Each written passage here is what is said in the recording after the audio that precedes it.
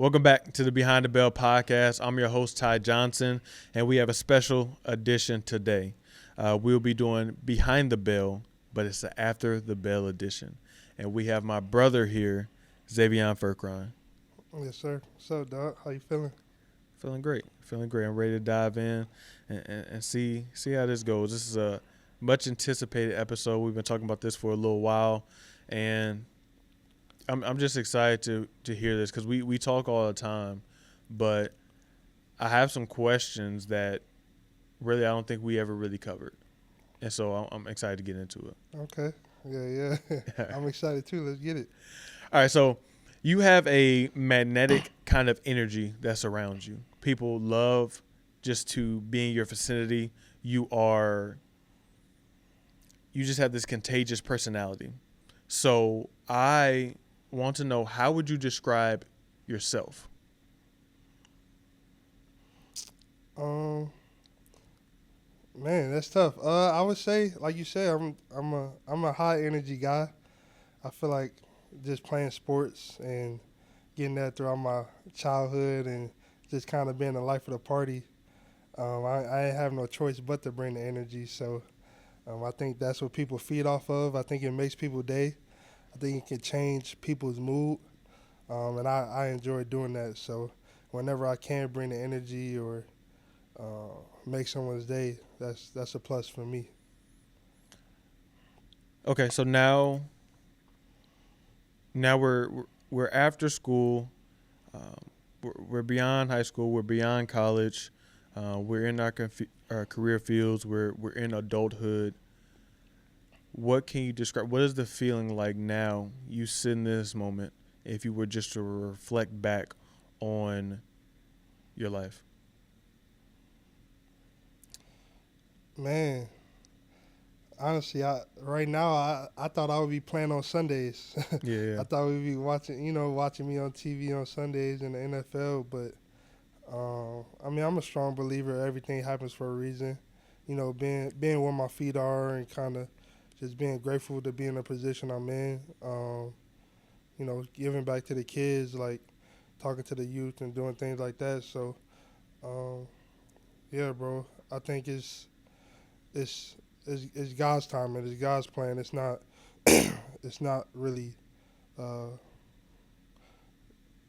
for. I would say like I said, it's God's timing. It's God's timing, bro. I don't really question Him or what He has planned for me. Mm-hmm. I just got to be where my feet are. Yeah, I love that saying. I heard that a couple of months ago, actually, being where your feet are, being present where your feet are.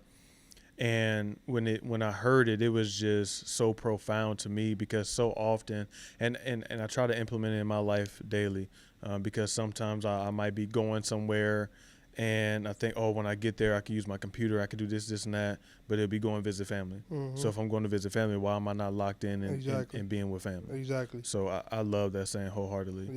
Yeah. You talk about playing on Sunday morning.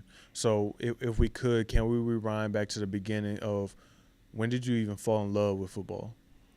Man, it's crazy. My mom didn't want me to play football for the longest time.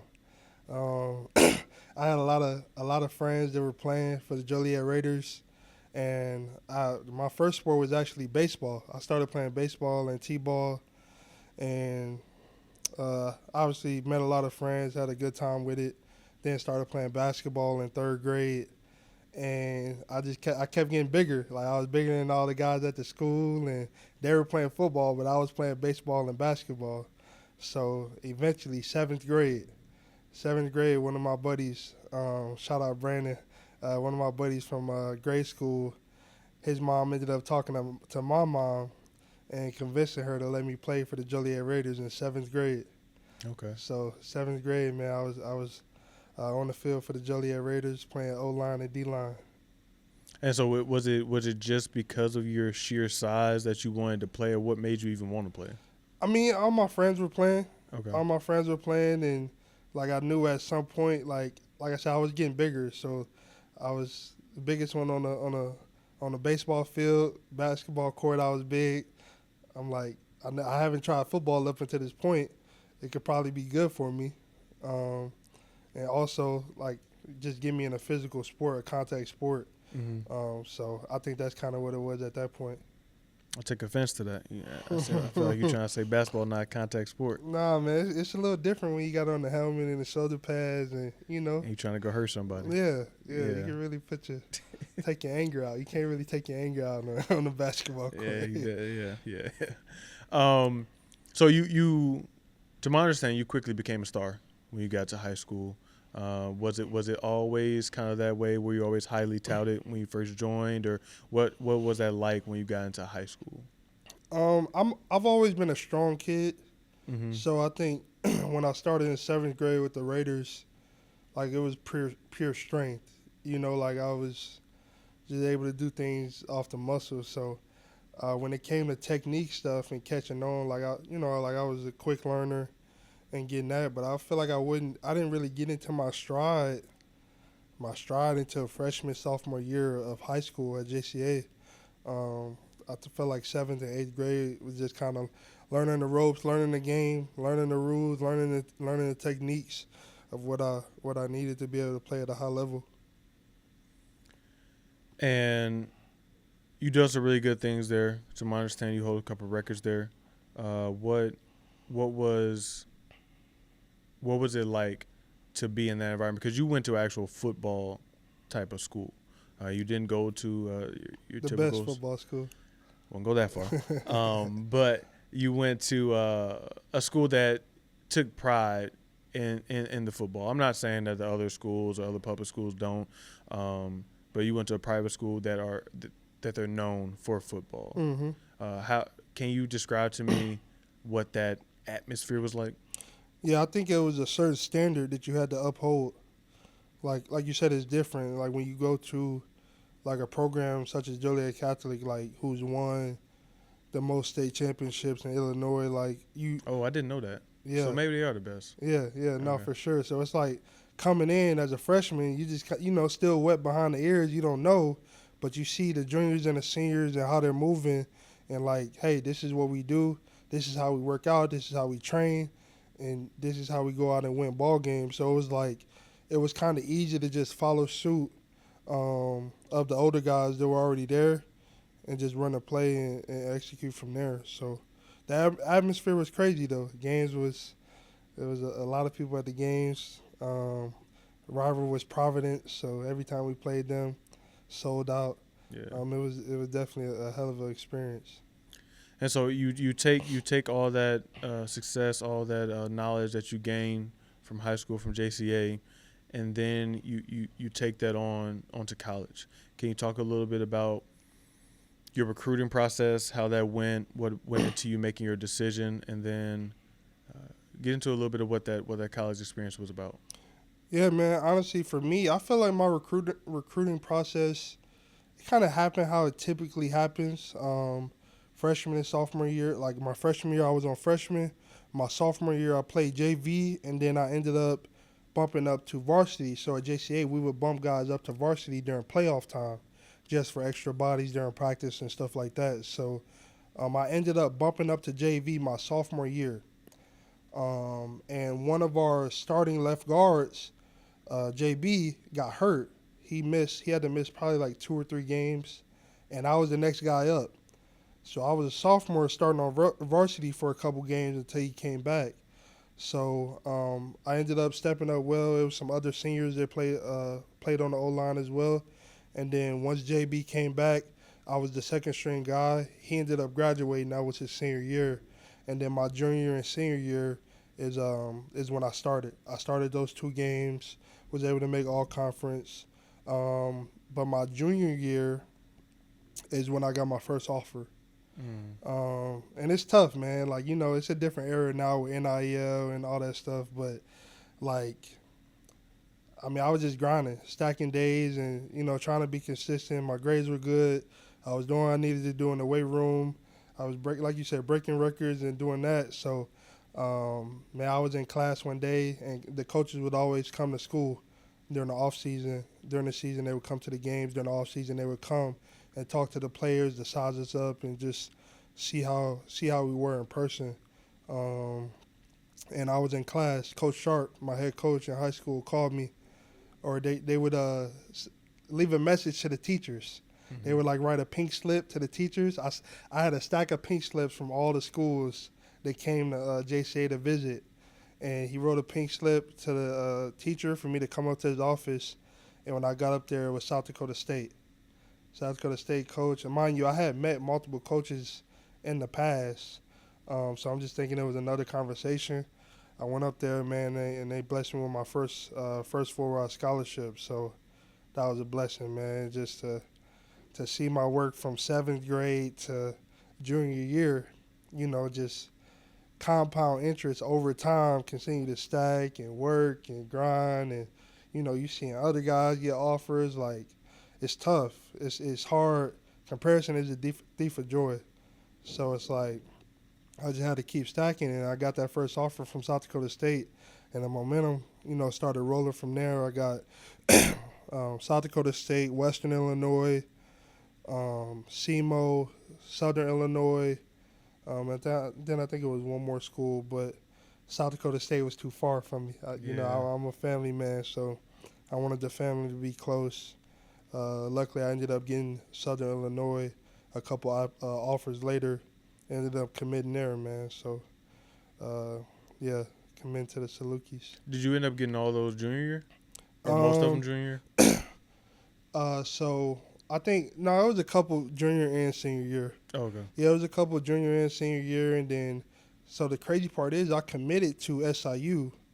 When I committed to SIU, the coaching staff got fired.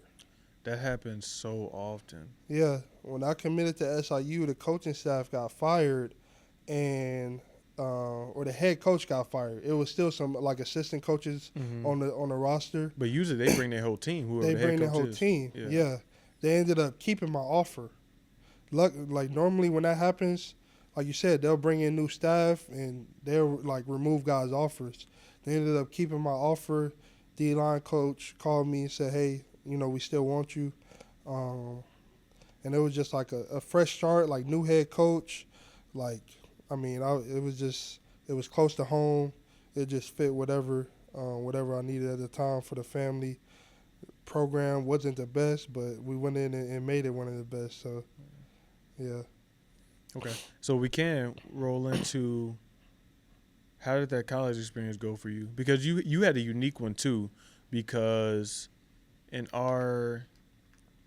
during that time, you went through COVID, and so you end up getting a little more time to play. And explain to me how that was for you, because you got a sweet deal out of it. Everybody that was in that COVID time got a sweet deal out of it. Yeah. So talk to us a little bit about that. Yeah, man. So it's crazy. A lot of people don't know, but I came into college as a defensive lineman. Mm-hmm. Yeah, I came in as a D lineman. I redshirted my first year. I didn't want to redshirt. I didn't even know what redshirting was, and they're like, it gives you time to develop. I'm like, okay. Eventually, I looked at it in a positive light. So I was able to redshirt, get my body right, learn the playbook. And then my redshirt sophomore year, I started the first 8 games at defensive tackle. We played 11 games. I started the first 8. And then I was second string the last 3. And it was a great experience. Like I was doing what I always say I was doing what I needed to do, but I wasn't producing at the level that obviously they were looking for at the time where I should have been. I was young, redshirt freshman year, and my redshirt sophomore year, man, I came back home. I was training D-line. Like I got a professional trainer, like putting in the work, bro. I came back literally in the best shape of my life. Like I was in front on all the conditioning drills. The very first day I come back, well, let me backtrack. Before I left for summer break, Coach Hill brought me into his office. Coach Hill, head coach at SIU, brought me into his office. He said, "Hey, what do you think about playing O-line?" I said, mind you, in JCA, I played both. I played O-line and D-line. Mm-hmm. He said, "What do you think about playing O-line?" I said, it would be cool, but like I like D-line. Like I had a solid year last year. I feel like I can stack another year, go home, train, put in the work. Now that I got some experience, come back ready to go. He was like, "Okay, we were just talking as a staff and kind of were just picking your brain to see what you think. I said, okay, like, didn't think nothing of it. Bro, as soon as I come back for summer break, we have like a team meeting the very first day. We have the team meeting. We all in the team meeting, come back in the best shape. After the team meeting, Coach Hill pulls me into his office. He said, hey, we talked as a staff, and we decided to switch you to O-line. You can only imagine how mad I was in that moment. I was so frustrated, man, but looking back on it, that was probably one of the most pivotal moments in my life. Mm-hmm. You know what I'm saying? Like I said earlier, it wasn't my plan. It was God's plan. Because you was training the whole summer. I trained for the D-line. whole summer a D-line, bro. Yeah. I hadn't played O-line since senior year of high school. I'm 2 years removed, but I know, like, I'm an athlete. I can get out there and pick it up. So he's like, we decided to switch you to O-line. We had some guys that graduate. I think we had some guys that graduated. A guy had quit. And the opportunity, like, it was an opportunity for me to go in and learn the playbook and earn a spot. So just fast forward, man, I obviously I sat in a pity pool for a little bit. Like, I was frustrated. I told my mom, I'm like, man, he switched me to O-line. Like, I damn near was about to transfer. Like, I do remember you was real hot about that. Yeah, I was mad, man, just because he asked me, but like I said, like Coach Hill knows we like this, but in the moment I didn't understand, but he had a vision for me that I didn't have for myself. Mm-hmm. You know what I'm saying? So, but yeah, I made the switch, man. They gave me some knee braces. I went into the equipment room, tried on my knee braces. I'm like, man, I don't want to wear these ugly things. Like, I had no swag. Like, it was bad. And then, yeah, bro, I ended up earning a starting position my redshirt sophomore year, and I started every game for the rest of my career at left guard for the Salukis, man. So it was definitely it wasn't seen, but I'm glad it happened. Like I said, it was a pivotal moment. For sure. Because, yeah, it could either – I read this book called Him and Ha. And it was about how you can't – actually, it was called Who Moved My Cheese. And it was a tale of – I forgot if it was 2 or 4 mice. But I think it was. Him and Ha were the ones that always wanted to complain, oh, woe is me, and be upset at what happened. And there were another 2. I can't think of their name now, but they were the ones that, okay, this happened. Okay, let me figure out how to get past this. Let me figure out how to get through this. So I think, like you said, I'm glad you brought that pity party up because that's a real emotion. Like when somebody throws a wrench in the plans that you have, you're gonna feel some type of way. I feel like it's unrealistic to say, oh yeah, I was cool the next minute. I'm just gonna no, like you put time, effort, and energy into something. Yeah. So it's natural to feel some type of way. But it was more impactful of what you did after that. Yeah.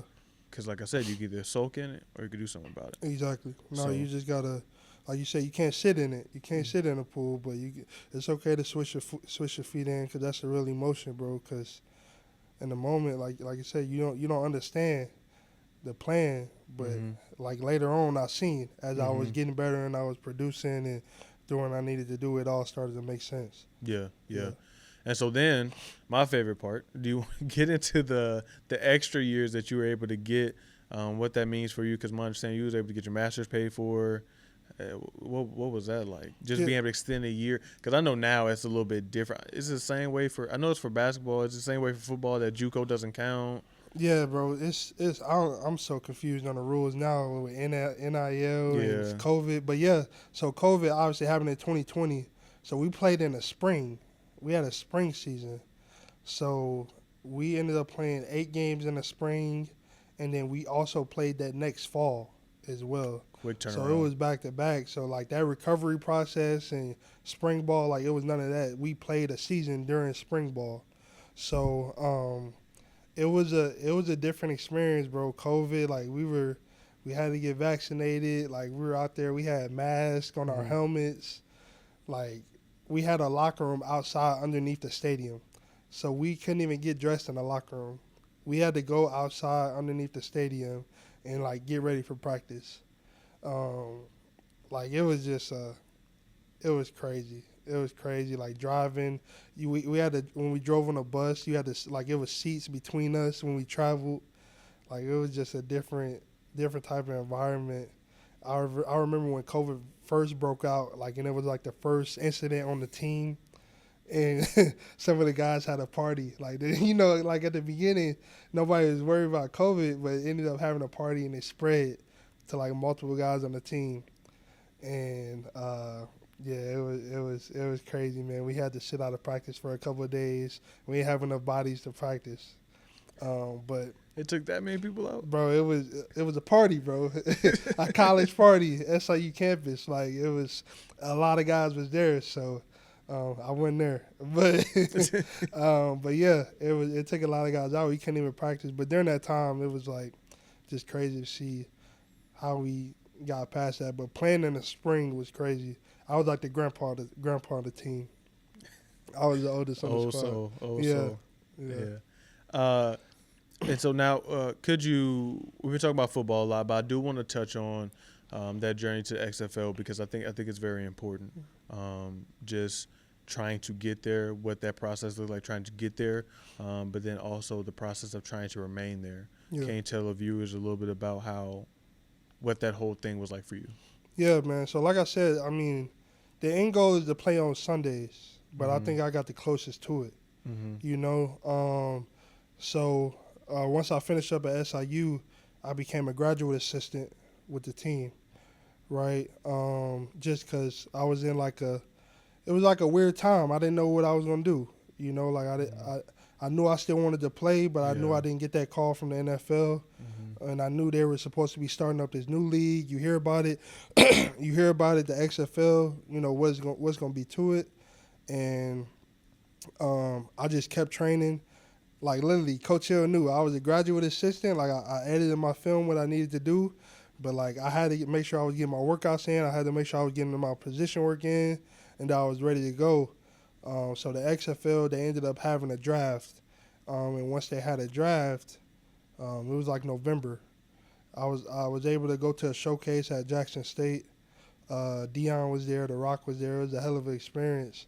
Performed well, like showcased myself really well. The coaches liked me, and it was just like, hey, we'll be in touch. We'll be having a draft come November. Come November came, I mean, shoot, they had it on YouTube. We were watching the draft on YouTube, and shoot, I had no idea, man. They ended up calling my name. I think I got drafted probably like the sixth round, something like that. Mm-hmm. But yeah, ended up calling my name, man. The O-line coach called me. He said, "We excited to have you, bro. Let's get to work." And I mean, that was kind of it from there. So yeah, it was a blessing, man, because not a lot of people can say they play professionally, semi-pro, whatever you want to call it. Like anything beyond high school is a blessing, let alone after college. So yeah, great experience. But then I don't know if I'm fast forwarding too quick, but then the merge happened. Okay. The XFL ended up merging with the USFL to become the UFL, and once they merged, the team that I was on, Orlando Guardians, ended up getting cut. Mm-hmm. So that was like a gut punch, man. I played 1 year. I started all 10 games at center, played 2 games at guard, was playing at a high level. You know, I played at Southern Illinois. That's not the biggest school. It's not Bama, not Georgia, but I'm playing against guys from Bama, Georgia, Florida, you know, these SEC schools who played in the NFL 3 years, practice squad, and holding my own like I knew I would. You know what I'm saying? So I was primed and ready to go for a second year, and that's when the Guardians got cut. And I was trying to get picked back up. It's just the cards didn't really fall how I wanted them to, but everything happens for a reason. So, yeah. And what was I know you went through, we talking about emotions before. I know you went through a sea of emotions. What was that loss? Because I mean, I know it's probably a little bit of grief in there, a little bit of anger in there, frustration. Yeah. What was that process like for you? Man, I'm still mad, man. I'm still mad because it's like we found out on Twitter. We literally found out on Twitter that our team was being cut. Mm-hmm. It's like losing your job. You got we Yeah. got fired on our day off. Yeah. Like we got fired on the day off, bro. Yeah. So it's Yeah. like, I mean, it is what it is now. But in that moment, I didn't understand it. But now I'm sitting here speaking to you, man. It's like I probably wouldn't be here. You know what I'm saying? Like Mm-hmm. it's just how things happen. So everything happens for a reason, bro. Like I'm able to pivot. Of course, I sat in that pity pool for a little bit, Mm-hmm. because I didn't know what was next. Like I was prepared to go play another season, not pivot to something else. So when that wrench kind of get thrown in your plans, you forced to pivot. So that's kind of what it was from there. Yeah. So we talk about loss. We talk about grief. We talk about frustration, anger, wrench being thrown in plans, and I think you have suffered the ultimate wrench. You have suffered the ultimate loss, not just once, but twice. And in that you lost your mother, you lost your sister a year later, and can you walk us through how you were able to persevere through that? Because the reason why I ask this question is because there are a lot of individuals that have suffered um, through different feats, through different things. Um, some may be, it's all subjective, uh, but some may experience smaller things, some may experience very large things. I perceive yours on a very large scale. And I just want to know how you were able to go through that and still maintain this contagious, infectious personality. Honestly, man, God, man, Mm-hmm. God, dog. I don't even know. I don't even know how I do it, man. It's just I know what my mom and my sister would want, so I just try to be that as much as I can. I know how they are, so I just try to be that as much as I can. Like it's tough, man. Yeah, it's tough. I don't. Yeah, without God and friendship and mentorship and guidance and a lot of talks and a lot of different emotions and angry and like, and Mm-hmm. that's another thing about ball, man. When you talk about, like I hit on earlier, like football is a contact sport. Like it's therapeutic, bro. Yeah, Like yeah, it's no other sport you can literally go and impose your will on another human being and not get in trouble for it. yeah, yeah, Like when I step on the field, like I'm able to clear my mind. Like anything that I was going through throughout that day, or that feeling I had that moment, if I was mad they gone, or if I'm thinking about a time, like I was able to strap up my helmet and line up against another person and impose my will. Like mm-hmm. or in the weight room, like I was able to go in and lift heavy as hell. Like Yeah, even though my mom, she didn't like it, yeah. She but like didn't. Yeah. I was able to do that because it was just like a way to just get it out. Mm-hmm. So now, now that it's not strapping up a helmet, that's part of that pivot part that you got to learn. Like, what else gets that feeling? Mm-hmm. Like, what else can give you that fulfillment? You know what I'm saying? To be able Mm-hmm. to, like I had to get a therapist. You know what I'm saying? Like, and Yeah. really talk about these things and, like, get it out. Because it's easy, you know what I'm saying, on the football field to just bottle it in, like, and just go out and like you said, just play hard and put somebody on their back and, okay, that's cool. But at the end of the day, it's still there. Like, and I realized that when football was removed, it was like, damn, bro, I'm still having these emotions. I can't get it out. Like, I can go to the weight room and lift, but it's still not, I'm not getting what I normally get. So it's like, damn, bro, I really do got to talk to somebody. Damn, I really do got to, like, be more vulnerable and get my emotions out and stuff like that, man. So it was a big change. Uh, huge change, life altering, literally change. Yeah. You were not. You had to travel in um, for both of those tragedies. Mhm.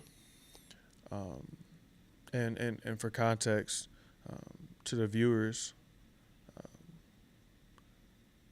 June of 2019, Mhm.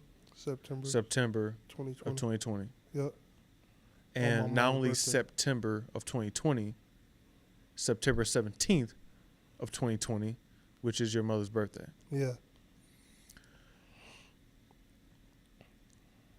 Is That's that crazy. even is that That's, for me? that's I, crazy, bro.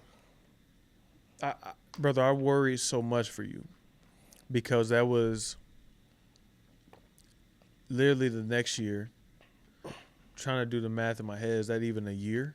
It's not even Yeah, it's about little over a full year. about 15 months. Yeah, a little Yeah. over a full year. How? What was your mentality going through that with your sister? With my sister. Actually, let's start back. Let's go with your mother. You traveling in, some calls are coming your way. I know I gave you a call. I was tasked with the unfortunate job of going to get you and bringing you up, but then also trying to keep a straight face because I wanted you to, be able to be with your mother without anticipating too much. Yeah. And you having to go in, you and your sister at the time, and experience this together. And then the following year, you having to receive a call and come over for something that was just done Mhm. a year before. Yeah. How do you keep the hope? How do you even want to do anything? How do you want to leave the house? That's a good question, dog. I think, like you said, I know both of those experiences were obviously life changing. I mean, I'm away at school for both of them. You know, like I'm grinding. I'm doing what I need to do. Like I'm taking care of my grades. I'm playing football. Like I'm a captain. I'm leading. I'm doing. So yeah. I get the call from my mom. Hey, mom's in the hospital. Need to come back home. It's about a 4-hour trip. Got home. Well, went from Carbondale straight to the hospital. Up to see her, and at that point she had passed. Right. That was an experience within itself. And then, like you said, 15 months later, to not even, I come home and Diane's already passed. She's already gone. So when you speak about hope, man, I know what they will want. Like I know what they want from me. I know how they are, the people they are. So I try to implement that as best as I can in my life, bro.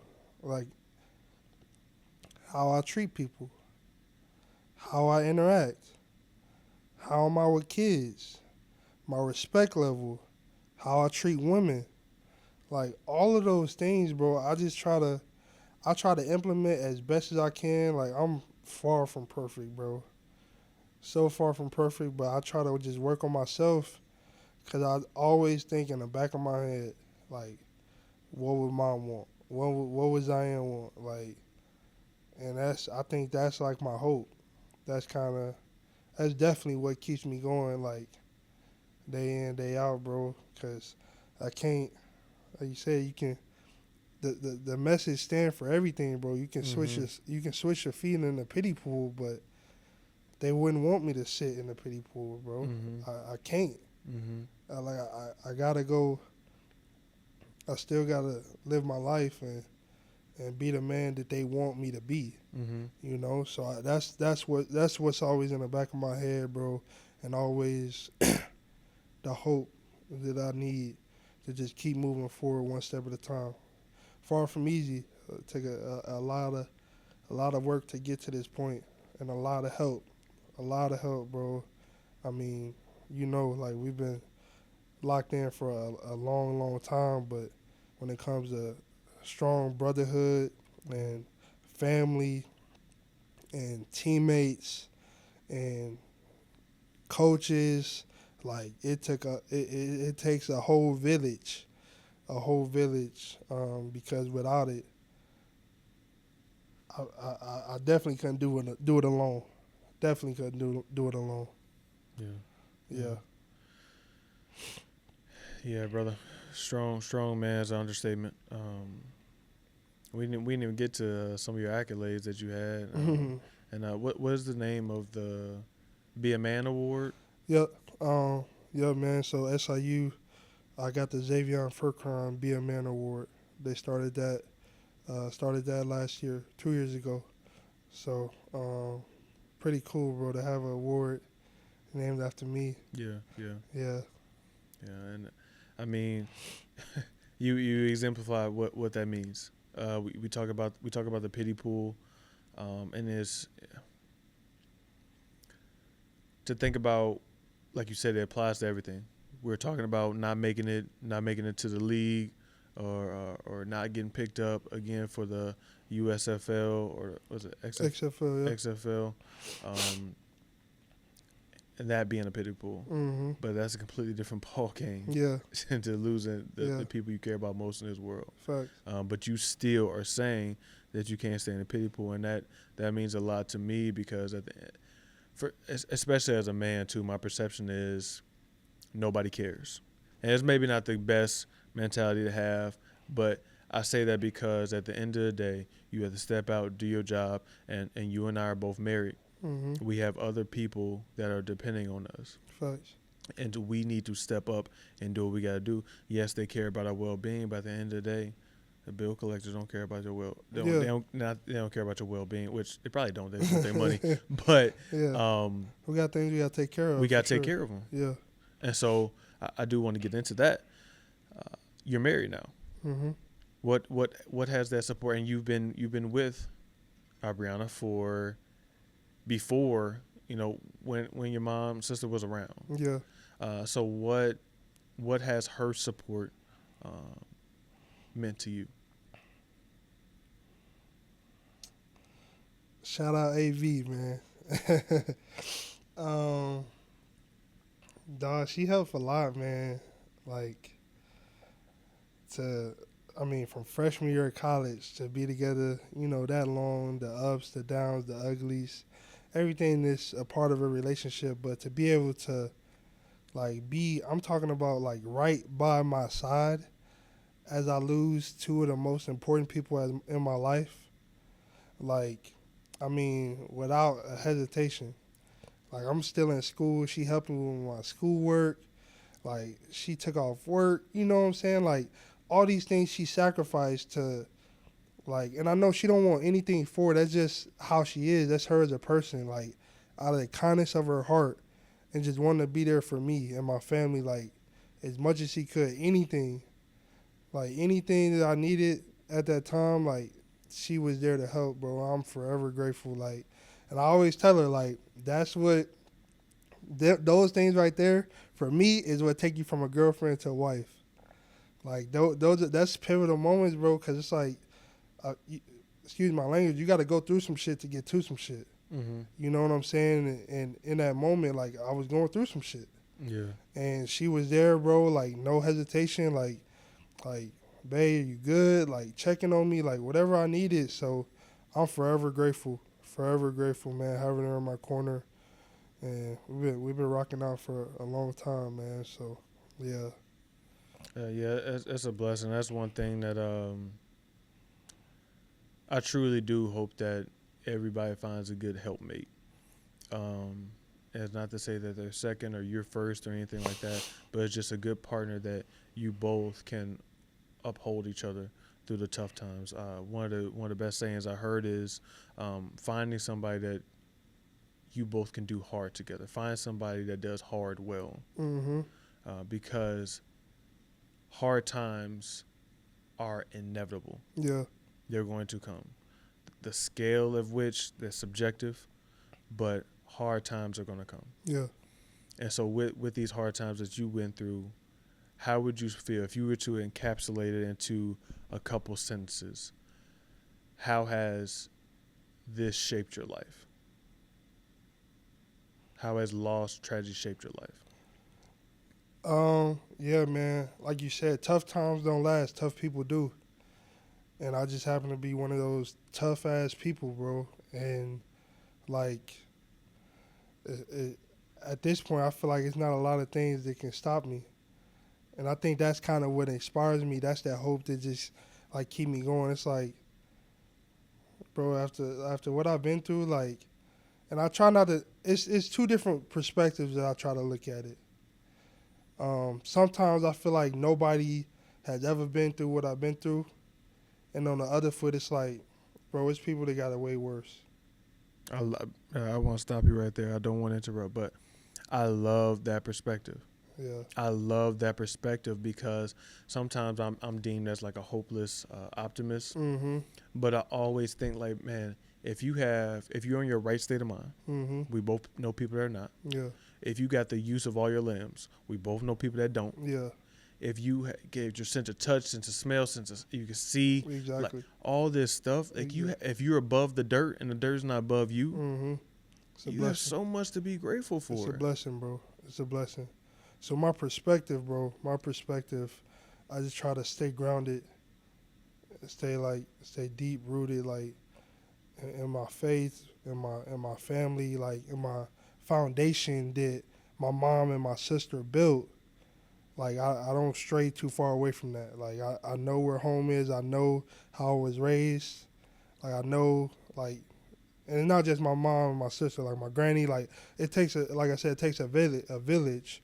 But I just try to stay strong in my foundation and how I was raised, to just keep that hope. Like you said, keep that hope and just and keep going from there, bro. But I think it just shaped me into the man I am, bro. It's like it's God gives his toughest battles to his strongest soldiers. Mm-hmm. Like I said, I'm strong in the weight room, but I'm strong in life, bro. Like to go through some stuff, like it would be easy to throw in a towel, bro. It would be easy to sit. It's easy to do that. That's the easy route. Yeah. Like it takes work to go the other route. It takes work to be positive. Like, but this ain't fake. This genuine. You know what I'm saying? Like this is me. You know me. Like if you're around me, like this is genuine. This is me every time you see me. So like it's just how I am, bro. And that's why, like, that's just why, like, I have that strong connection with people, cause like I don't change, bro. Like I know what it's like to lose people. I know what it's like to be down bad, but I know what it's like to play at the highest level. I know what it's like to be on TV and, you know, get all this attention. So it's like, gotta stay grounded and deep rooted in my foundation and how I was raised.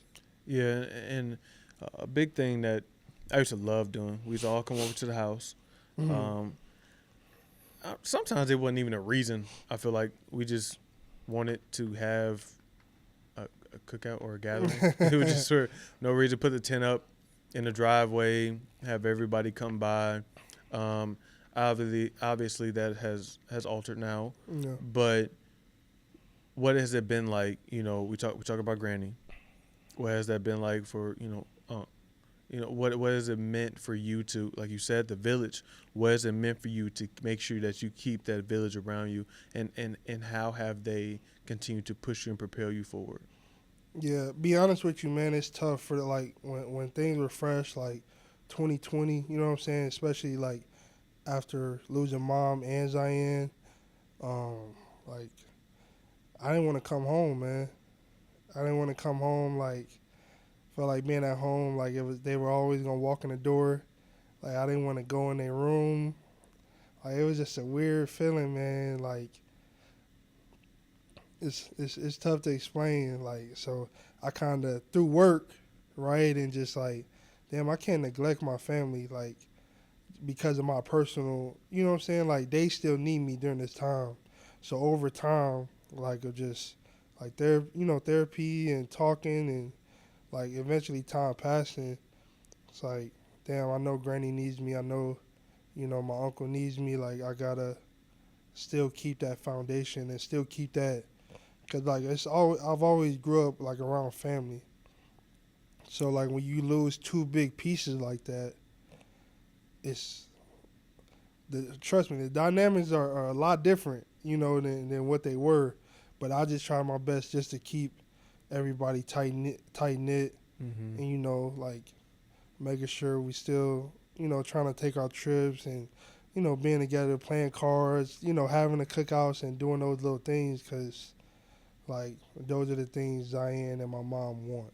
Mm-hmm. So And there's always that person in the family, that glue person, yeah, to just keep it together because it's important. It's yeah, important to have that community. It's important to keep that connection, and so I think it's huge that you're stepping up and being that. and to be honest, bro, it's tough, bro, because like when you going when I'm going through that, it's like you say, your perspective. I have that selfish moment, like nobody's going through what I'm going through. Mm-hmm. But my granny lost a daughter and a granddaughter. Yeah. My uncle lost a sister and a niece. Mm-hmm. It's different dynamics, Yeah. you know what I'm saying? But it's still lost. It's still lost, Mm-hmm. So like that perspective that I kind of have is like, damn, okay, I feel this way, but okay, switch it around. All right, I'm Mm-hmm. good. All right, Mm-hmm. here we go. Let's Mm-hmm. go. I like that. I like that because we have to figure out a way to press past it. Mm-hmm. Sometimes we might not choose the best way, but we learn to grow from it and we make better decisions on Mm-hmm. how to maneuver through it. Yeah. And so I feel like a consistent thing that you kept saying is a pivot. And so we didn't go to the XFL. Mm-hmm. We kind of were trying to figure out what path we want to go down. There's obviously a significant event that happened that I think personally probably led you to this field, and we kind of talked about it. But then you get into life insurance, Mm-hmm. get into selling life insurance as a career, and you start working through that process. Yeah. Can you tell us a little bit about what made you get into that, how it's been going? Yeah. Yeah, bro. Honestly, so when I was in high school, I had an uncle. I got an uncle who works in the insurance industry, and he would always say like, like it would be a good field after ball. But at that time, like, I'm young, I'm focused on ball. I'm not thinking of life after ball at all. Like nobody does. No Yeah. athlete does life after basketball. So I'm just focused on playing and making sure my grades good, getting a scholarship, going to college, playing in the NFL. But he's always been in my ear like this. It's a good field for you to do. Like I wanted to for the longest I wanted to be a police officer. Like I grew up watching cops and stuff. I'm like, damn. So then once you get to that moment where you gotta pivot, it's like, okay, I feel like I'm very versatile. Like I can work with kids, I can communicate well. Like I'm good with people. I'm high energy. Like I love the game. I love sports. So it's like coaching is obviously an easy route. Like I do some training back at home, in St. Louis, and that's cool. That like I get my itch with coaching. But I got into the financial industry, bro, just because, like you said, the tragedies that happen with moms and Zyke. And it's also a very lucrative business as well. Like, I don't know if you ever looked it up before, but the financial industry has produced the most millionaires. So, like, doing my research, I'm like, damn, this is actually, pretty good. And I'm doing a good deed. Like, I'm making sure that these families are protected on their darkest day. When the inevitable happens. When the inevitable happens. So it's like, yeah, I got into it, and been in it for like 2 years. It's been going good. It's a tough business, man. It's a lot of people don't make it. 90% of people don't make it in the industry because it's tough. But I think I done been through some tough things. So, but yeah, no, it's cool. I'm still thinking about getting like full-fledged back into coaching as well. But just kind of filling it out and seeing what's gonna be the best route for me and the fam. So would you consider this more as a stepping stone, or would this be something you're trying to do? I know you're still trying to figure it out. I don't know. Honestly, I couldn't answer that. Honestly, like I like it and I'm in it right now, but like I said, it can be up and down sometimes. So it's a tough business. So maybe pair something with it, or I'm still figuring that out. Okay. I didn't know the police officer route was something that you were interested in. I could see it for sure. Yeah. For sure. You know what it was, man? I think, like I always saw, well, my cousin D, right? Yeah. He's always been an officer, and the gym that we trained at, Rudy's, he was a police officer. So like me, with a mix of me watching cops as well, like I always saw myself as being one of those like impactful police officers, similar to D. You know, working with the kids and like being able to change a community, and like I always kind of had that vision, but now I just kind of use it in a different light, more like from a football standpoint, or like giving game back. It's still the same thing, just two different occupations. Yeah, just you know, way. Like so. No, that's what it was. So do you feel like there's something more that you're able to give now that you weren't before? Because before you may have been deemed as just a football guy. Do you think that you being removed from football gives you an edge, or do you think it's different at all when you're going and trying to give back? Yeah, bro, because I know what life after football looks like. Like when you got a player, an active player talking, they haven't ran into that yet. You know, so it's just like a piece of wisdom that they may be missing, or a piece of game that they haven't experienced yet. So it's hard for them to give feedback when you ain't been through nothing. So yeah, I think I'm able to give the kids a different perspective to, you know, like have a pivot. Like you gotta have a plan. Like you can't wear the helmet forever. Like at some point, your time is gonna end, and you got to be able to transition. Like whether that's through injury, whether that's through like not getting opportunity. Like it's so many reasons.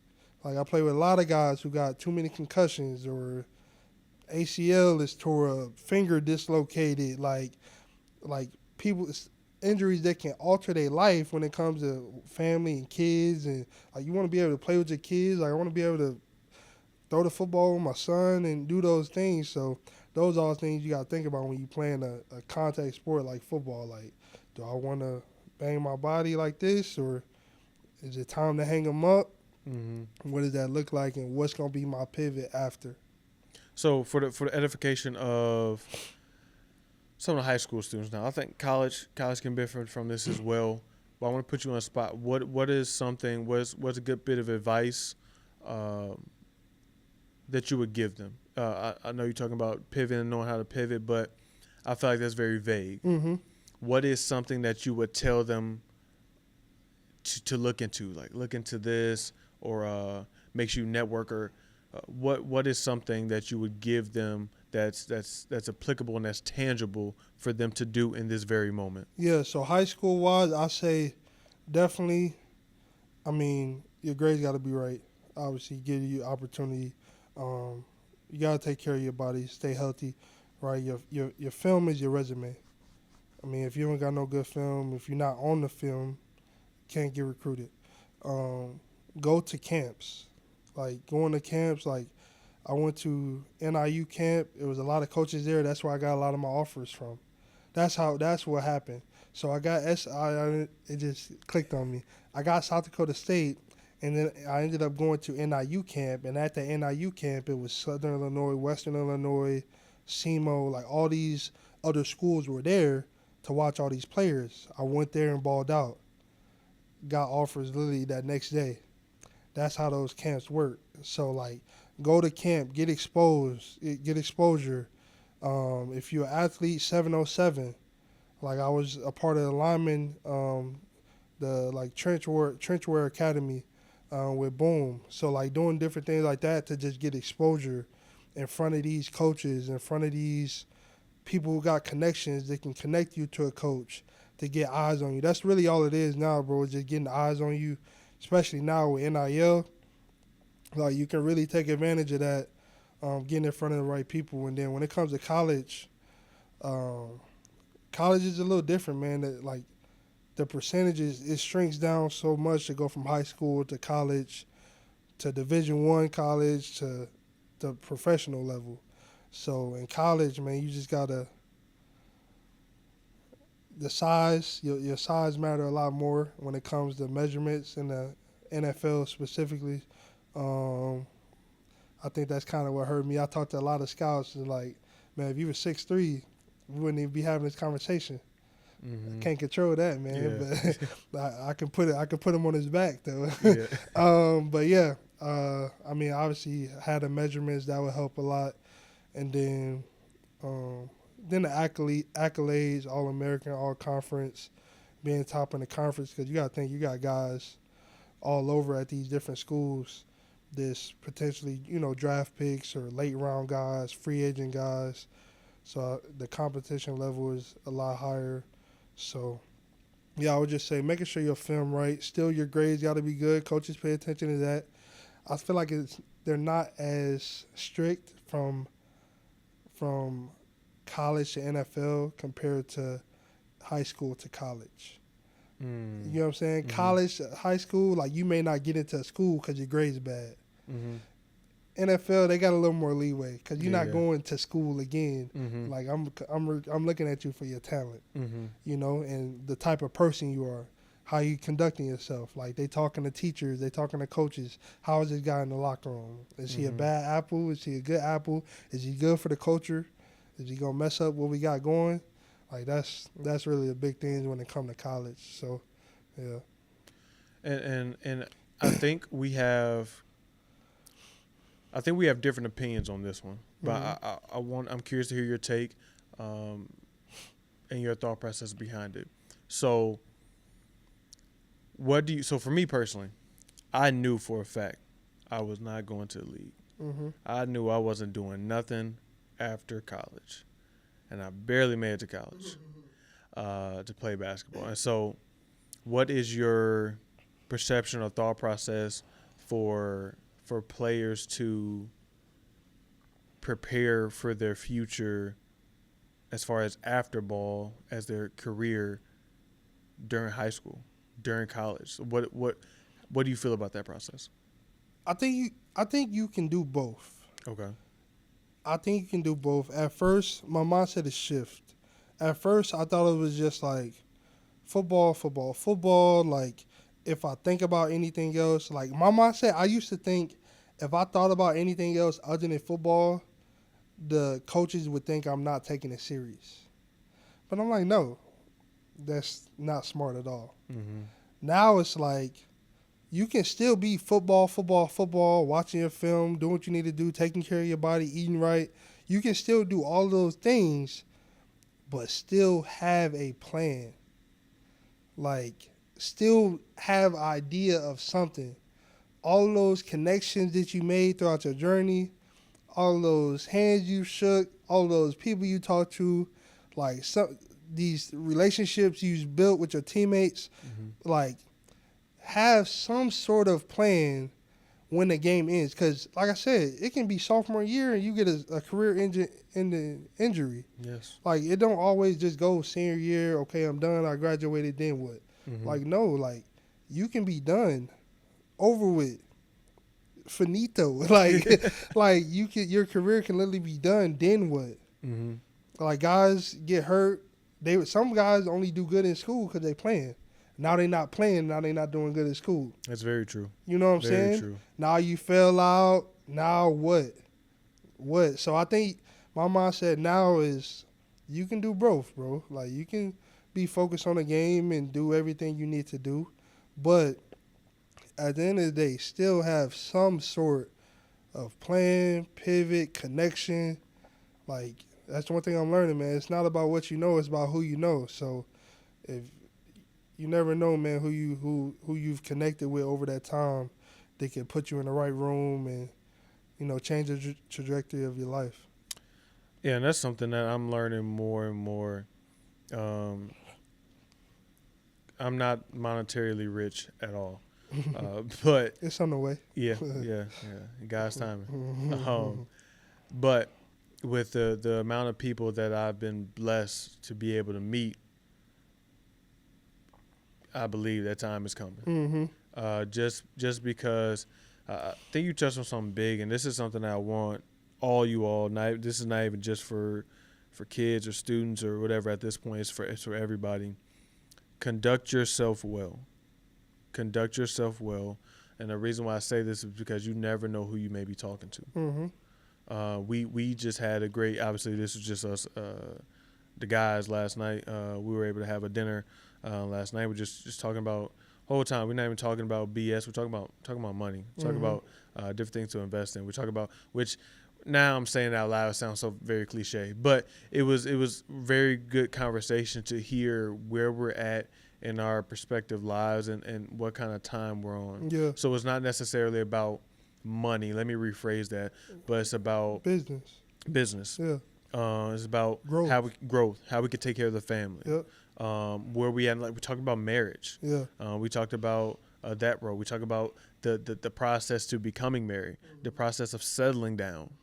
And we just had some great conversations. But then afterwards, we ended up going to hang out and at a cigar lounge, and we were able to chop it up even more. And we was able to run across some people that we didn't even expect to be there, and chop it up with them too. Have great conversations with them. But it's about that. If we didn't have those, and once again, it was just amongst us. Yeah. But if we didn't carry ourselves well, would anybody want to be around us? Yeah. Will we have this friend group that we have currently? Will we have the mentors that we have if we didn't conduct ourselves well? And I think that's something that's very important that everybody should take. Make sure you conduct yourself well, and make sure that you are grateful to be where you are currently, because there are some people out there that are killed to be where you are. Yeah, I think that's a good message, bro. Because one thing is, now that we are in that pivot phase, and you networking, you connecting, you speaking to different people. Like, I realize how big first impression is. Huge. Like that first impression is everything. Like that's all a person got to take. That's like your word. Like that's all a person got to take is your first impression. So if that first impression is bad, like you can ruin a lot of connections and networking opportunities. So like you said, like always make sure you conducting yourself how you was raised. Yeah, for sure. And sometimes because I work in the school system, and sometimes you got to do it better than you raised. I think one thing that I feel like our generation was the best generation ever, because we went through no to very little technology, and now we're in a high technology portion of life and time of life, and I think that's a pro for us. I feel like we are elite. Because we know how to network. Our parents made us go do stuff. We had to walk, miles. We walked around the neighborhood. We did different things. We didn't have a phone just to sit at home and FaceTime. But I think because we know how to do that, that gives us a separate skill set that the newer generation doesn't have. But I think something that this newer generation does have that we can kind of get to, but they have more innately, I believe, because they grew up around technology, is that everything is on social media. Like everything is Googleable. That's what mom used to always say. Everything is Googleable. Look it up. I think that's good. The reason why I bring that up is because, like you said, act as you were raised. Some people have a rough upcoming, and I think that if you use, TikTok, if you use YouTube, if you use Instagram in the right way, it's an algorithm, and it'll push some good things to you if you're using it the right way. And if you are, you will see that if you conduct yourself in the right way, you will attract some very good people, and it will teach you how to conduct yourself in a good way.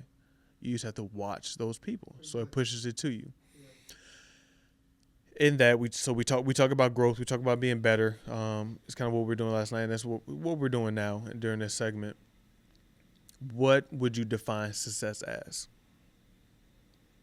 Have you defined it? Are you still trying to define it? When I was younger, I used to think it was money. Mm-hmm. Money doesn't.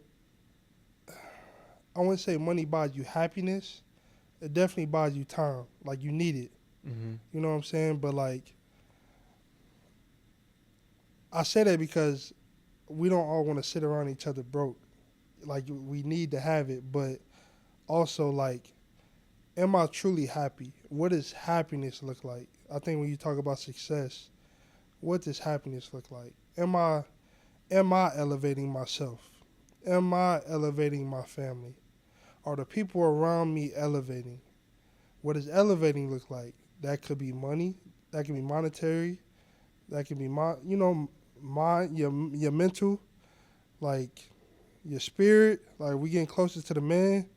Like, all of those things play a huge role when you talk about success and, leveling up and what that looks like, man. I'm still trying to define it myself and figure it out myself. But if I was to give you an answer, I think, I would just say, like, are you truly happy? Like, you truly, like, where your feet are? Like, are you progressing? Are you taking the steps you need to continue to elevate yourself, your family, and the people around you?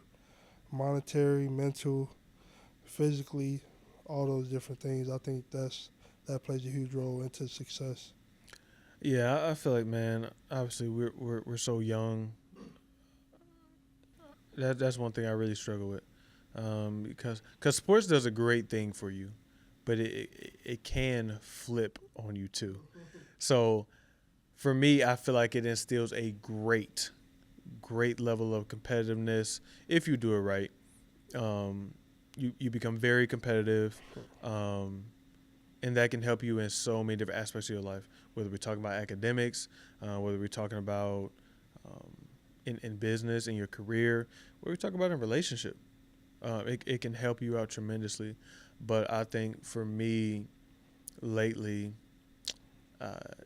it's trying to take a step back and realize, like, some of the beliefs and some of the things I do are unhealthy. So sometimes I sleep very little. Is that a cost of being successful? Maybe. Yeah. But some days I don't really sleep that well. My brain is constantly racing. Mm-hmm. Like, I'm constantly thinking about different things.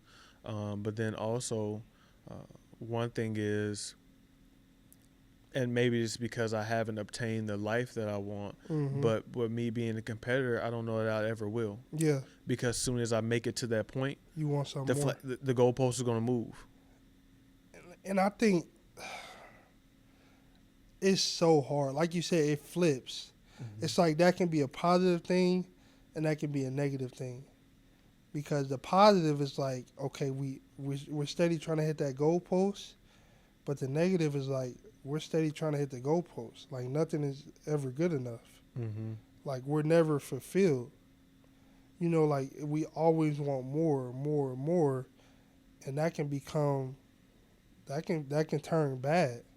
Like, greed is really, really, really bad, and it's a bad mindset to be in. But like you said, when you think about just elevating and just having those consistent deposits and stacking days to elevate my family, elevate the people around me, like, that's just the life that I want for myself. But you just got to be mindful of what I'm chasing, what I'm doing it for. Mm-hmm.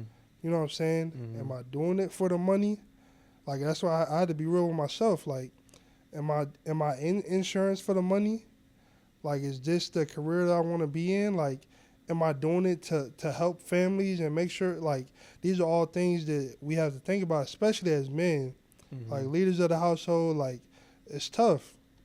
So you kind of you got to find that happy medium between elevating, but also like being able to sit and like, damn, look at where I was and look where I'm at. Yeah. Like, I had to Yeah. learn that with football. Like, I was getting these awards, All American, and breaking this record and being man. It's like I never even. I'm like, damn, I never even sat and like looked at. I just looked back at the end like, damn, I did all this, you know. But I wish kind of more in the moment. I was like, I was more where my feet were at the time. Like, damn, I'm doing this. Okay, like, I'm taking these baby steps, but everything happens for a reason. Now, I'm forever grateful how things played out, but yeah, no, just be mindful of it, man. It's tough finding that happy medium. I'm still figuring it out myself. Mm-hmm. And that's gonna be my next question to you, because I feel like that's something I'm really working on, Yeah. trying to find that balance. Because yeah, I know I don't have the best balance, Mm-hmm. but I know my wife would agree as well. But it it I feel like to a certain degree it is the cost. It's somewhat of the cost to being successful. And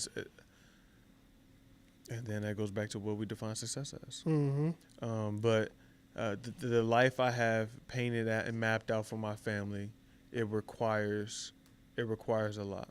Sacrifice. Yes, and what we were talking about last night, things I have to do that aren't contractual.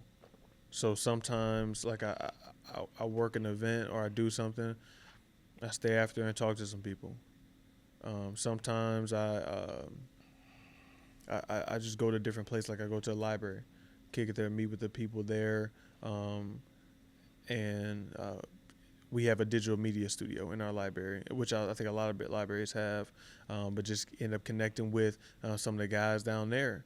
And now they're teaching me different stuff about cameras that we're able to put all this on. He's talking to me about the different stats I need to use, talking to me about different softwares I should be utilizing to edit. And the saying is kissing baby, shaking hands and kissing babies. Um, just being there to connect with different people, to politic, and to network. Yeah. Like it's so huge to have that network.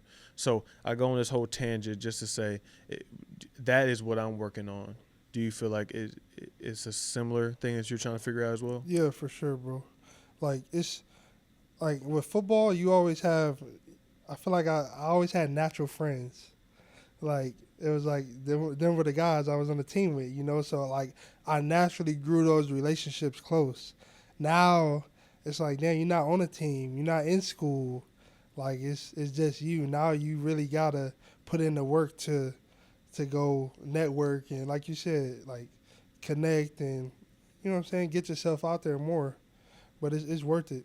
It's worth it in the end, bro, because you never know who you come across. You never know who you may be speaking to that knows somebody. All of those things, man. So, yeah, I'm in the same space. Cool, cool. Well, we're gonna grow together. We're gonna grow Yeah. together. We've been at this for a little while. I want to let you get on with your day. Before I do, though, just a few more questions. I want to ask you about what is one quote, if you could pick one that has been monumental or inspirational for you in your life. What would that quote be? I got a scripture and a quote.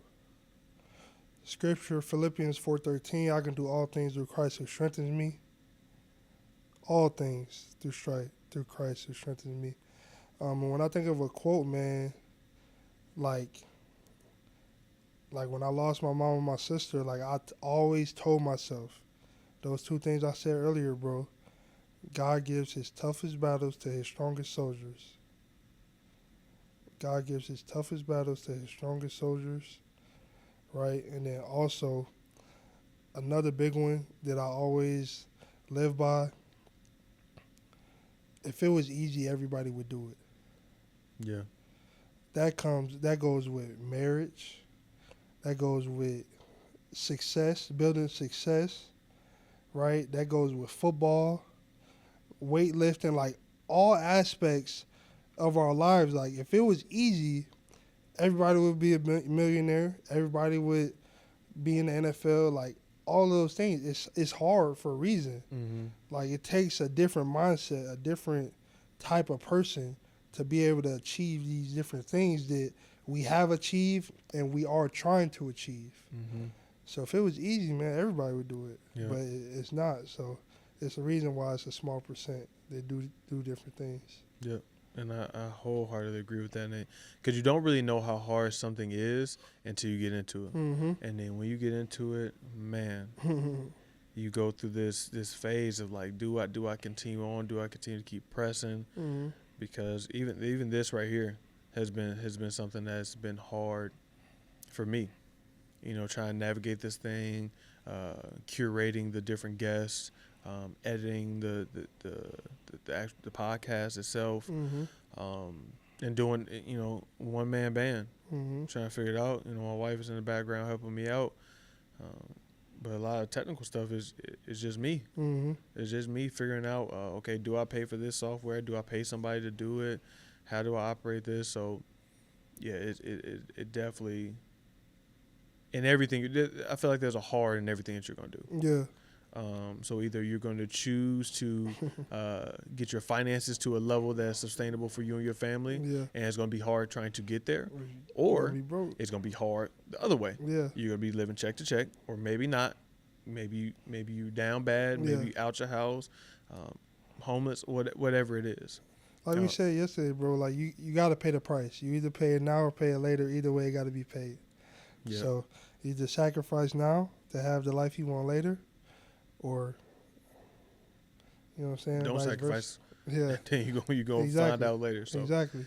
yeah. If there, what does legacy mean to you? Because we've been talking a lot about just trying to curate a good life for ourselves and our family. What does legacy mean to you? When people hear Furcon, I want you to know who it is. Like my kids. Like when you hear Furcon, like I want it to trickle down generations. Like, damn, you a Furcon? Like, you know what I'm saying? I wanted to really ring bells like that. When I think about legacy, I think of it going through generations of kids and your legacy not, like, never dying. Like, people always remembering the impact that you left on them, their family, on a place, on the environment, on a team, on a culture. Like that Be a Man award, like that's a legacy. Like that's stamped. That's gonna be there. Breaking weightlifting records, like those, I mean, those can be broke. I doubt somebody break them, but like that's legacy. Those are stamped. Mm-hmm. When you go back 10 years, 20 years, like you're gonna see Xavier Furcon, like Be a Man award, like that. When I think of legacy, those are things that I think, man, and just trickle down through generations. Yeah, I agree with that wholeheartedly. I know before you came and gave a speech the other day to some of my students. Very much appreciated, and you were gracious, and I think you're stepping in more of a mentoring role as well. I think that, which I've been loving, the gatekeeping era is dead. It's dead. We're sharing information freely now. Don't gatekeep. Don't gatekeep. I 100% agree with that. We're trying to break down those walls. We're trying to break down those barriers now and be a help to all. So in saying that, can you give the people your social media handles, just so they can connect with you, see what you're up to, and support you in any way that they can as well? Sheesh. Yeah, I got you. Let me, so Instagram. You don't know your handles? I forgot, man. Let me pull it up. Yeah. Instagram is G_Furcron, FURCRON 59. Okay. And then Twitter is, or whatever they call it, X. Is that what it is now? X is Zaytoven, ZAYTOVEN 59. And I will do my best to put that on the screen so Yeah. that you all can capture that and lock in. And how can we support you? Is there any way that we can support you at this time? Um, just keep checking up on me, man. Make sure my mental good. Make sure I'm doing what I need to do, and yeah, I think that's the biggest thing, bro. It's always good, like, you know, when things happen, like everything is fresh, everybody's around, Mm-hmm. and then time pass and everybody go back to living their life. But it's good to get a text from somebody you ain't talked to, like just checking in on how you doing. Are you Mm-hmm. good? You need anything? Like, even if I don't, like those messages, like let me know I'm on the right track, and I just got to keep stacking. So yeah, just keep checking on me, bro. Make sure I'm good. Make sure I'm doing what I need to do. Good, good. Is there any lasting thoughts that you have that you weren't able to get out, that you feel like is vital for the audience? Any lasting words you got for them? Yeah, man. I say keep going, man. Keep going. Just it get tough, it get bumpy. You know what I'm saying? Get a little shaky, but just keep going. Keep chopping wood. Keep stacking days. I like to think of things in football terms, man. So just keep stacking plays, and being consistent. Discipline and consistency over time, it pay off. So man, what you doing right here is like you said, shout out to wifey, but it's a one man show, man. So Mm-hmm. like it won't be like that for long though. Like you know what I'm saying? For sure, Eventually, it can't be like that you for know, long. eventually consistency and discipline over time, compound interest, it pays off, bro. So I appreciate you, dog. Like you understand, like the friendship, the brothership, the things that I get from you, man. Just like forever grateful, forever grateful. I don't want to get a pod too much, but Yeah, yeah. for sure. Mm. Definitely some stories that I was going to share, but I refrain. But you've been first of all, I received that. And I thank you for that. Yeah. But you have been so. I'm just happy this was able to happen, Mm-hmm. because you have been so inspirational in my life. And one thing that I'm hoping to die soon. So the gatekeeping era is dying, but one thing I hope also gets into that phase of dying is glazing. Yeah. Like if you supporting your brother, if you putting your brother on a pedestal, if you letting them know how much he means to you, that is not glazing. Yeah. That is you paying gratitude, paying homage, Giving your flowers while giving you your still flower here. while they still here, because we Yeah. wait till people die. Silly. Yeah. But you have been so inspirational to me. As I said before, it's like some things that I've told you about, some things that I haven't told you about, that you have inspired me and guided me in my life in a lot of different ways. And it's maybe weird to say that because you're actually younger than me technically. we're the same grade, but you're technically younger than me. So I just want to thank you. I appreciate you for making the time to come out and share the game with the audience and to grace this platform with your presence. I appreciate it. Yeah, bro. Appreciate you for having me, dog. So that is a wrap for this Behind the Bell episode. I thank you so much for tuning in. And please leave a comment and let us know what you thought about this episode. If you stayed to this point, greatly appreciate you, and we'll catch you on the next one. Peace.